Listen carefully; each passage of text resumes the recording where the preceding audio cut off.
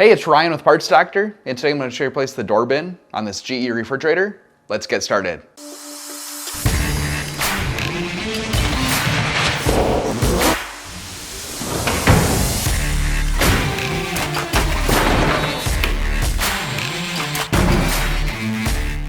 To remove the door bin, grab both sides and lift up to release it from the locking tabs.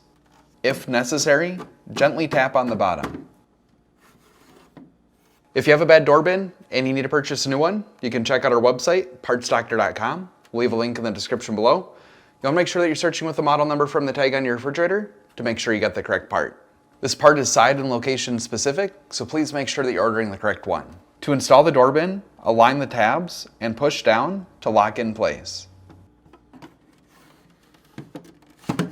So that's it for this video. If you have any tips or tricks of your own, let us know in the comments below. And if you like fixing things, please consider subscribing.